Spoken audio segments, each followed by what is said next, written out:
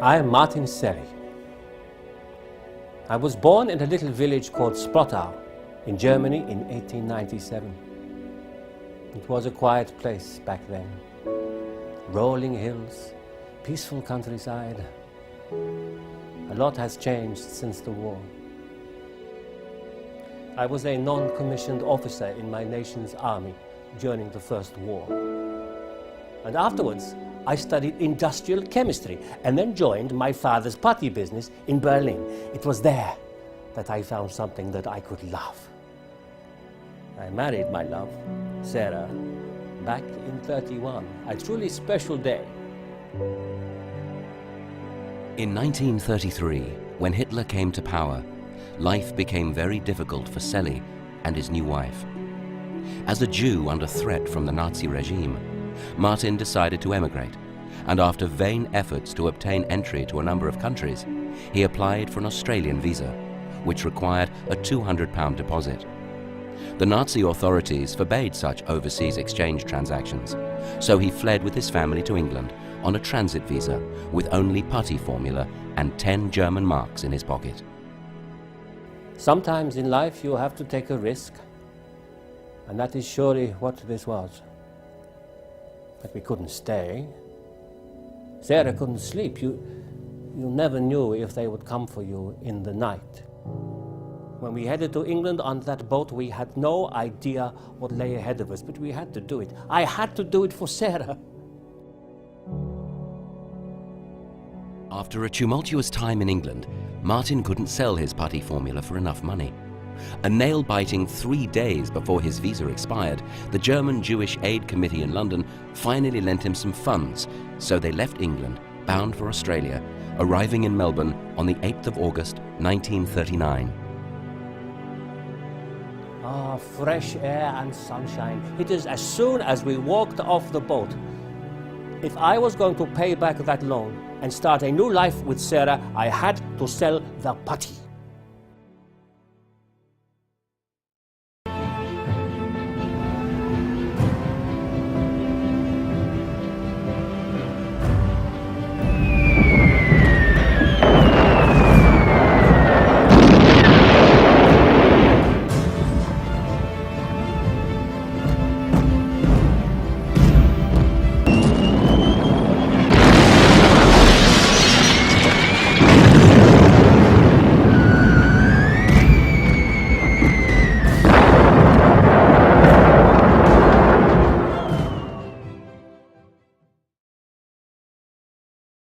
I couldn't take no for an answer. I had to make this work. I knew that it was a great formula, so I started to knock on doors. They were long days, from dawn till dusk. It was hard. Because no one knew how useful putty was, nobody wanted to buy it. It was the investor Selly met on his travels that helped him step up putty operations. Selly bought a terrace house in Surrey Hills and a 50-kilogram dough mixer. It certainly wasn't glamorous. Selly himself carried the heavy bags of whiting essential for making the putty from the delivery trucks into the factory, and he was his own salesman. I had to do everything myself. I was up early in the morning and to bed late at night. I was up at dawn mixing the whiting for the putty, doing the packaging myself, visiting potential stockists. I kept getting knocked back. We don't buy products made by a German. But Selly was a doer and did not give up, overcoming adversity and managing to gradually build his business with his first two products, Selly's metallic cement and Selly's Unifix. He persevered and succeeded in obtaining his first trial orders of putty and eventually had to move to bigger premises. Business was going well, but as the Second War raged on, building activity started to slow down, and so did demand for my putty. I thought to myself, what else can I do? Marty, the kettle has broken and we can't afford to fix it. And then it hit me. What if I created a metallic cement? capable of mending old pots and pans. I could use my sausage machine to fill the tubes. And I will call this new business the Mend and Make Do. For once, the war acted in Martin Selly's favour, as large quantities of heat-resistant putty stopped being shipped to Australia. Those who once shunned Selly were forced to place orders with him. He gradually added great variety of other products to his range. All were at least equal to the best of their kind in the world. It was interesting times for Martin Selly. People started to want his products, but he needed to think differently about how he sold them. The scooping of putty in store wasn't working. It was becoming hard and cracked before customers had time to use it in their homes. It was also the war, so people couldn't afford to waste anything. Martin went back to the drawing board and started experimenting.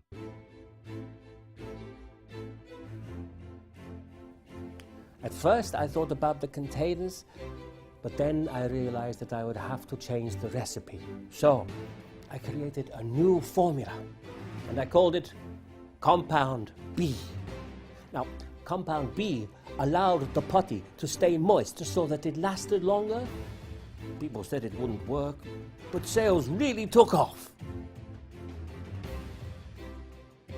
Sales kept coming in for Selly. Eventually, he had to move to larger premises in Marrickville for more space, and by 1948 had opened his first branch in Padstow. As businesses started to lean solely on Selly for his products, the pressure rose. Linseed oil began to become very scarce. It is one of the main ingredients in my putty, and also in paint. I realized that unless I did something, the construction of thousands of houses and businesses would come to a standstill. So, I created the linseed oil extender, and I substituted this into my putties. It was a close call, but by now I was virtually the sole supplier of putties in Australia.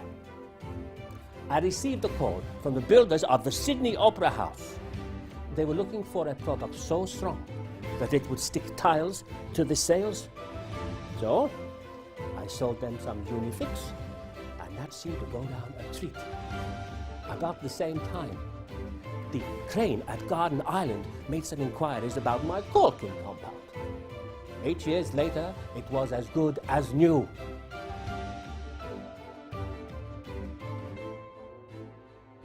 During the 24 years in which Martin Selly was managing director, he took 18 products to market, and by 1961, sales had grown to $2 million.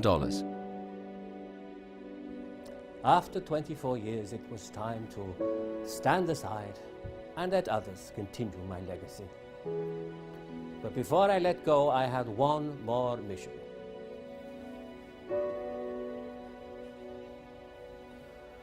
One night, I was at home with Sarah and the kids sitting next to the fire, and I began to think about our customers, how they bought our products, their experience, and the information that we provided them with. By now, I had 18 products, all for different uses, scattered throughout the store. And I thought, what if I put them all in one unit to make life easier? And I will call this unit the Handyman Bar. The Handyman Bar was way ahead of its time and secured precious real estate solely for Selly's products. There were approximately 12,000 handyman bars throughout Australia, and it was Martin's last big plan for the company. Martin's legacy was so strong, it continues today. His commitment to overcoming adversity and doing things differently has created a brand synonymous with DIY and products for every Australian that just works. The 80s saw the introduction of the most well-known brands such as Liquid Sugar Soap, Liquid Nails, and No More Gaps. In 1989, Martin Selly passed away. The death of Martin Selly did not stop the growth of one of Australia's largest and best-known home DIY brands from continuing to press forward. His legacy of hard work, resilience, and innovation remains at its core today. The years following Martin's death saw some instrumental structural changes. In 1988, it was acquired by chemical giant ICI and then by Orica. Sellies gained the rights to Armour All in Australia and Asia, and by the end of the 80s had doubled its business. It was during these years that we also saw the introduction of some successful brands we still use today, including liquid sugar soap, liquid nails, and No More Gaps. By the 1990s, Sellies focused on the export market and acquiring more brands such as Tarzan Grip. Innovation was at the core of the 1990s with the release of Need It, All Clear, Polycoat Once, No More Gaps Squeeze Pack and Car Care gift packs, a raging success. Years on from the days of Martin Selly mixing his special putty by hand in a Surrey Hills terrace to today, where Selly's products can be found in small niche retail stores to large home improvement retailers. The future looks bright, and with parent company Dulux Group, the opportunities into overseas niche markets are aplenty. The past 75 years have seen phenomenal growth, and the slogan, "If it's Sellies, it works," has stood the test of time. To Martin Selly, the man who overcame adversity, triumphed against the naysayers, and created demand for products we still use today. His legacy continues. Cheers to the next 75 years.